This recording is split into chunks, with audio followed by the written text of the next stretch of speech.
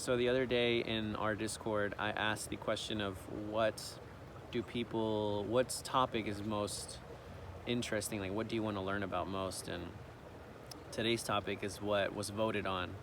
So if you want to be a part of influencing what these videos are about, because I have ideas of what I want to say, what I want to talk about, but I want to give you what you want to hear first. I want to prioritize what it is that you want to learn or understand a little bit more first. So link is in the description for our Discord. Join us, come talk to us. We are excited to learn something from you. We can all learn from each other. Come share your gifts, share your wisdom, share your beautiful soul. It's so crazy that it's December 13th today, and it's like 51 degrees outside. Like, it's crazy. I'm gonna take advantage of every single moment that's like really nice out. Obviously you can see all these trees that are dead, but when you see trees that are green and full of life, it gives you that more sense of life, right?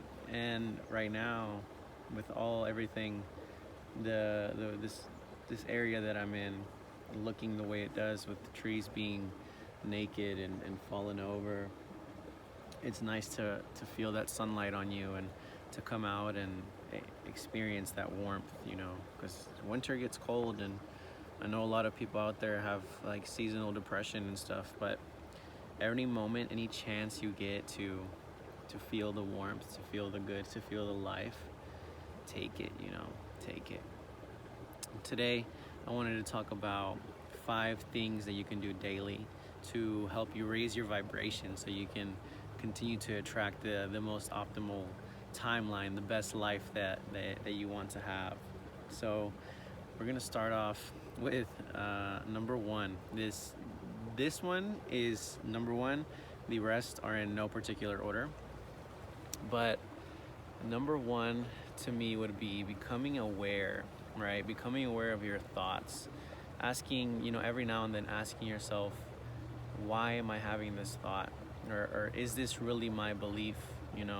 Sometimes we have thought patterns that we pick up from somewhere else, somewhere that it didn't originate with us, it didn't come from us, but we picked it up from somewhere, a belief maybe. And that's why it's really important to basically question, why am I thinking this, right? Or what is really going on in this situation? Sometimes we're doing something, but we're not fully present in it because we're in our minds, right? Where our minds are just going and running. And in those moments, really nice thing is to stop yourself and ask, well, what is really going on right here, right now, in this present moment? Chances are, it is not what you have going on in your mind. Chances are, it is what's right in front of you, and you ask yourself that question, and you detach from that thought in your mind, and you remember to consciously be in the now moment. So awareness is number one for me, for sure. Be aware of your thoughts. Be aware of your presence. That helps. That's almost like meditating. Helps you guide your mind. Being aware of your patterns and being aware of the present moment in front of you, and trying to focus on that more than all the crazy thoughts running around in your mind. Awareness is so key. Number 2, be kind to yourself. Kindness is always taught, be kind to others. Golden rule, treat others like you want yourself to be treated. But I think a lot of times it gets seen as negative to be a little bit selfish, right? To care, to put yourself before someone else.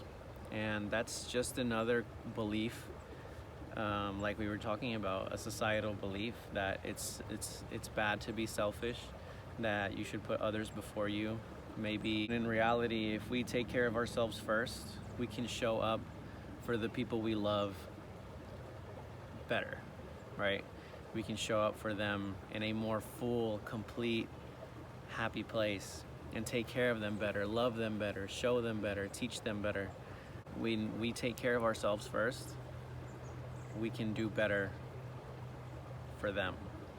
And the thing about like levels of consciousness, it's not like you're forcing yourself to do something. It's not like you're forcing yourself to be nice.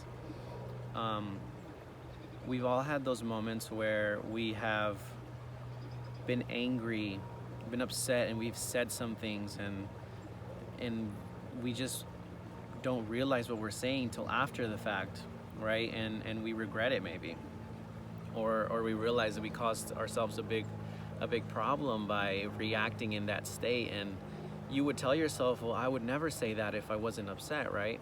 So that's the same thing, just in the opposite direction. Like when you're in that anger state of consciousness, you are going to say things and feel things and be things normally. You're not going to try, you see? You're not going to try to be angry. It's just going to come out because that's the state that you're in. So it's kind of the same thing but moving up the ladder of consciousness. You are just going to be kind. It's just going to be inside you too. You're not going to want this feeling to go away. You know, you're going to want everyone else to feel that way, and you're going to smile at strangers, compliment someone, and you're not going to try. You're not going to be trying to do it. You see? That's like the thing with the states of consciousness, like frequencies. When you're at a frequency, you are just naturally going to be surrounded by all the things that match that frequency. You know, that, like I said, sometimes it's kindness to strangers, kindness to yourself, right? And putting yourself in that place allows you to show up better without even trying, really, without even trying. And it's such a nice thing to prioritize yourself so you can feel good, right? But that's number 2. Be kind to yourself. Be kind to yourself. Number 3, do things for yourself, right? Now, this is similar to number 2, except this is more about, a really good example that I like is doing things that you liked when you were a child. Doing things that bring out that creativeness in you. Doing things that make you just geek out and laugh and feel like a kid again, you know. For some people, that's art. Maybe you were really into art when you were younger, and life started happening and you didn't want to do it anymore because you had to now focus on your work and focus on your job and focus on a relationship with a significant other, or someone in your family got sick, and just life, you know. Life starts happening and we start falling off from the things that we do want to do. But that when we again show up for ourselves, are kind to ourselves, do things for ourselves, we return back to a place of harmony. We return to a place of peace within ourselves, because we're then doing something that just makes you feel good at a core essence, right? Deep down inside you, just makes you happy. And only you know what those things are. You know, I can't tell you. I can give you examples. Like, it can be, again, art, music. Maybe you played an instrument and you loved it, and then you stopped for some reason. You know, maybe there's an infinite amount of things, you know, but you know what those things are. You are still that same person, that same little child, that same 5-year-old, 7-year-old, 13-year-old. It's still you. This is just a different version of you, but that's still a part of you, you know. And those things stay within. And when we go back to activate them again and practice them again and enjoy them again, it just does something to you. It just ignites a sense of peace and a sense of fulfillment. That's the word I like, fulfillment. You know, that's, I have had people, you know, ask me that maybe are looking for jobs or something. I don't know, that they don't know what they want to do. And my answer is always, well, make sure you pick something that you like. You know, you're gonna be spending time doing this thing. So of course you want it to be something that is fun to you, something that you like. Don't pick something to do just because the money, or just because that's what my friends are doing, or just because do something that you like, you know? Do something that feels good to you. And sometimes that is chasing that dream that whenever you were a kid, you know, maybe you dreamed about doing something, right? Again, only you know what that is, but chase after those things every now and then. Do things that feel good to you, you know? Sometimes that can look like getting up earlier, 10 minutes earlier, just so you have time to yourself. You know, that can be a time in the shower, or time literally just to lay there without having to rush and get through life, right? Be kind to yourself. Do things that feel good to you as often as you can. As often as you can.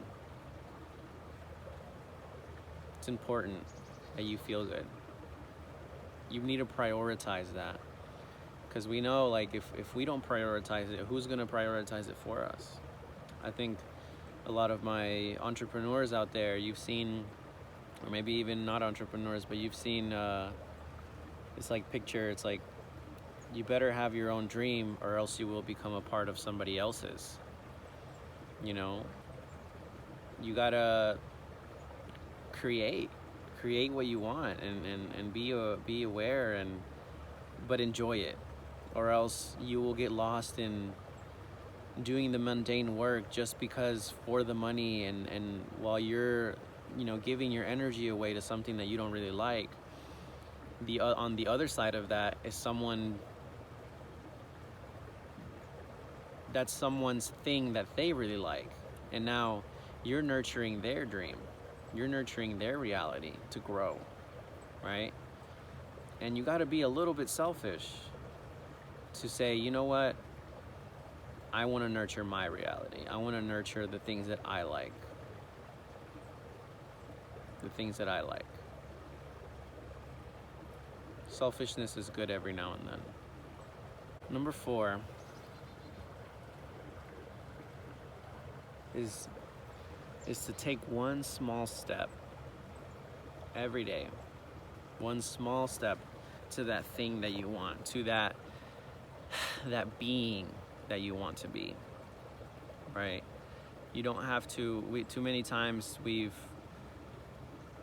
created large goals and set deadlines for ourselves, and I have to get it done in this amount of time, and that causes stress, right?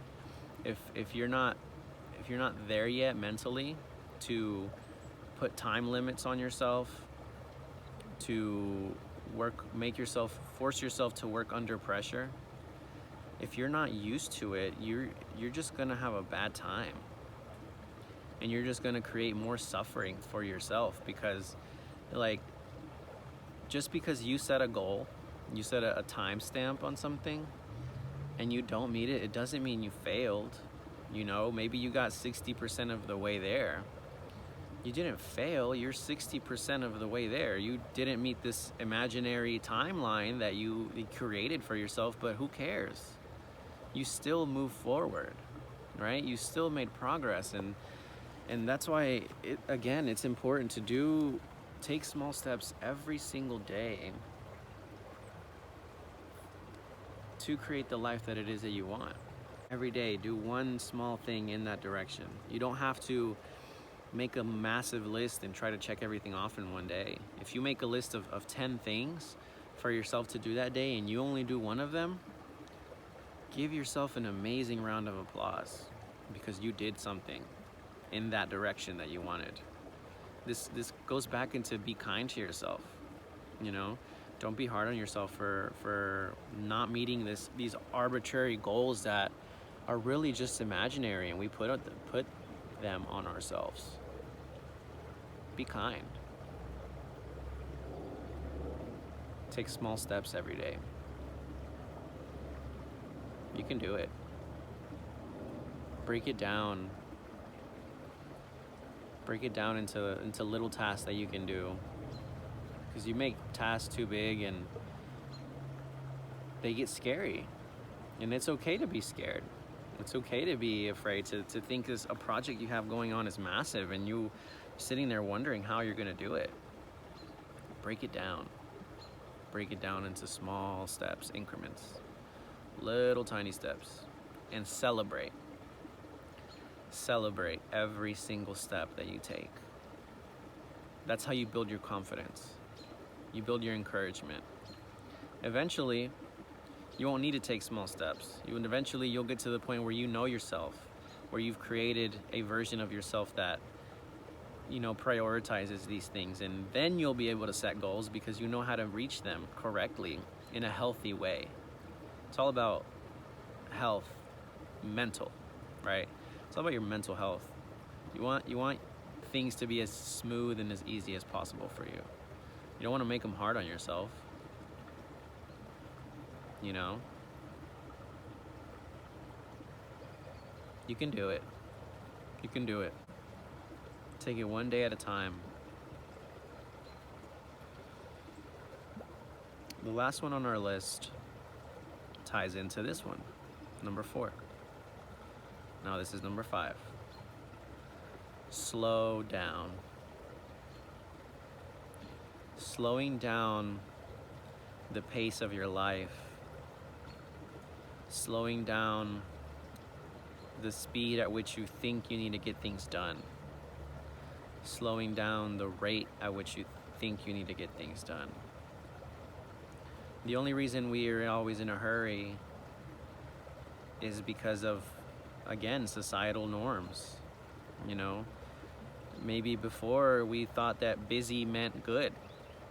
You ask somebody, oh, how you been? Oh, been busy, been working. And the answer is always, oh, that's good. We've all kind of created that for ourselves by believing that busy is good. There's a way to do things in balance, and there's a way to do things unbalanced. That can look like waking up, taking time for yourself, not checking your phone, just taking time for yourself for you to have a peaceful foundation for the day. Getting into your work for the day, whether that be taking care of your family, taking care of your business, taking care of your job. And at the end of the day, letting all that stuff go. Not to be thinking about your job, not to be thinking about your business, not to be thinking about all the tasks you have to do. It's like if you were to clock out, I'm done for the day. I did my things that I wanted to do today, and now it's nighttime, and I'm purely going to just relax. I'm going to allow myself to feel good and to be here. You do that, you wake up the next day and you repeat again, and you allow yourself to have those blocks of time for you to just be, for you to just relax, and you create, and then you create this beautiful balance in your life, where because you allow yourself to rest, you have an amazing amount of energy, an amazing amount of creative ideas to put towards your family, to put towards your business, to put towards your job. See, that's the thing. When you're in that constantly worrying, stress mode, you don't have the frequency to receive new ideas, to receive improved ideas. You must sit back, relax, and allow your frequency to rise so you can then receive these ideas. So you can receive a more peaceful time. You have to create that for yourself. It's our responsibility to do those things.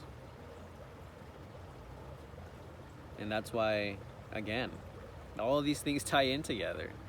Be a little bit selfish. You know, say like, you know what, I'm done. I'm done for the day. I just want to feel good and I just want to relax. And that is okay. That is okay. Allow yourself. Allow yourself to relax. Allow yourself to not think about something. You can do it. Take it one day at a time. One moment at a time. You know, again, it all ties in together. Take little steps every day. You know, if you give yourself 5-minute break, you want to start with a 5-minute break. 5 minutes where you don't think about anything. You just lay on the floor, relax, watch a video, or do whatever for 5 minutes. And then you get back to what you want to do. That's fine. Every day, keep doing it. Eventually, you'll get to the place where you can relax for a whole hour and not feel guilty about it. You know? And again, societal patterns make us feel guilty to relax. Make us feel guilty to be selfish and take time for ourselves. Because if you're not being busy, you're not being productive. But that's not true. We know that. Sometimes, actually all the time, doing nothing is doing something. You're resting, you're relaxing. That's doing something. That's all you want to do for the day? That's all you're going to do for the day. Tomorrow's a new day, the version of tomorrow. Tomorrow you will take care of it. Today you is done for the day. Today you wants to relax. Tomorrow you can worry about it.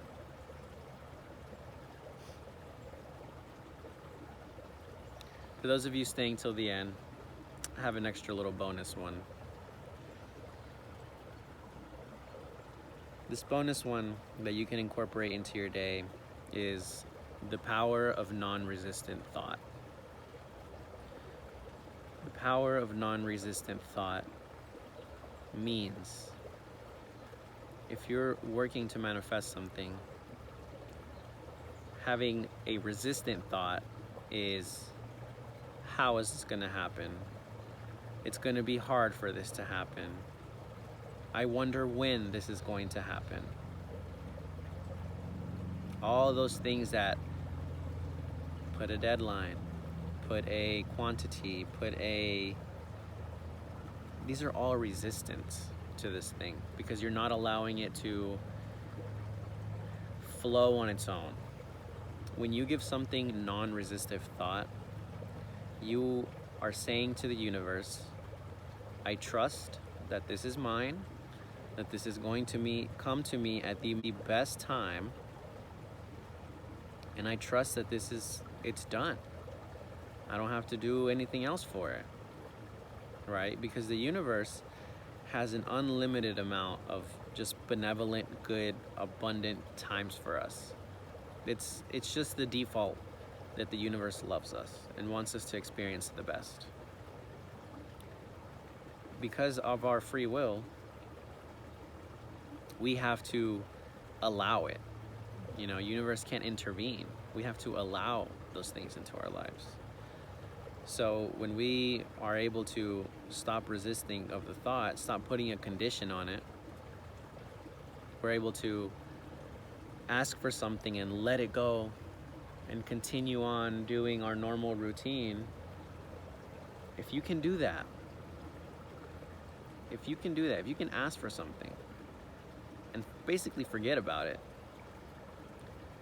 you're allowing it to come closer to you, faster to you than you've ever imagined. You can manifest some things the same day or the next day, as long as you don't introduce a new thought that cancels it out. The power of non-resistant thought is an accelerator to your manifestations.